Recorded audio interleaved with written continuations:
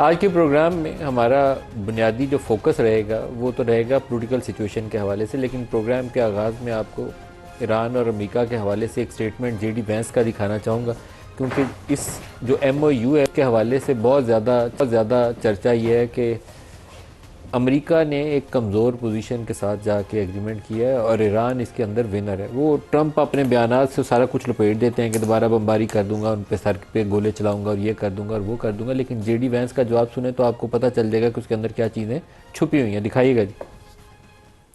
Can you confirm that it is going to end all sanctions against Iran, that it will ensure reconstruction financing of at least $300 billion for Iran, and that it will release all frozen funds, which could be more than $100 billion? So let's say the United Arab Emirates, not a single penny of American money would flow to Iran. I want to be clear about that. If Iran fundamentally transforms how it deals with the United States and the region, the rest of the world, then Iran can get some economic benefits. But I think what you've seen is people emphasizing the benefits that the Iranians get, but for them to get those benefits, they would have to change the kind of country that they are. अगर वो अपने आप को बदल लेते हैं फिर ये सारा कुछ जाएगा, तो वैसे नहीं जाएगा। अगर UAE चाहता है वहाँ जाके इन्वेस्ट करे तो वो कर सकता है। इस तरह के जवाबात में अपने उन्होंने चीज़ें कवर की हैं और बुनियादी स्टोरी यही है कि जो $300 बिलियन ईरान कह रहा है उसकी रिकन्स्ट्रक्शन के लिए पैसा आना चाहिए।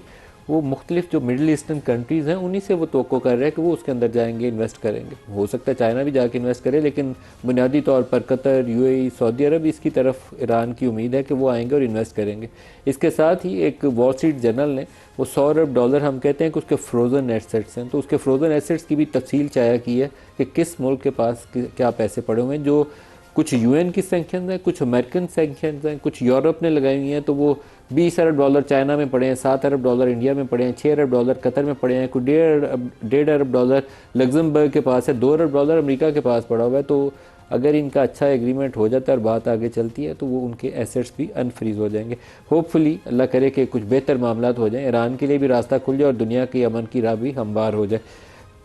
पॉलिटिकल इश्यूज़ जो हैं वो मैं बजाय इंट्रोडक्शन बोलूं, क्योंकि हमारे साथ आज जो मेहमान शख्सियत है पिछले 3-4 रोज़ से बड़े मसालादार से बयान दे रहे हैं। कभी वो कहते हैं चीफ मिनिस्टर पंजाब की तरफ इशारा करते हुए कि वो वज़ीर आज़म बनना चाहती हैं, कभी वो कहते हैं बहुत बड़े स्कैंडल्स मंजर आम पर आने वाले हैं, कभी वो एक वफाकी मशीर का नाम लेकर वो कहते हैं कि उनका $140 अरब का गाड़ियों का स्कैंडल था, उन्होंने ऐसी पॉलिसी बना दी थी कि वो 4 मखसूस ही पार्टियां गाड़ियां इंपोर्ट कर सके, वो भी मैंने रुकवा दी है।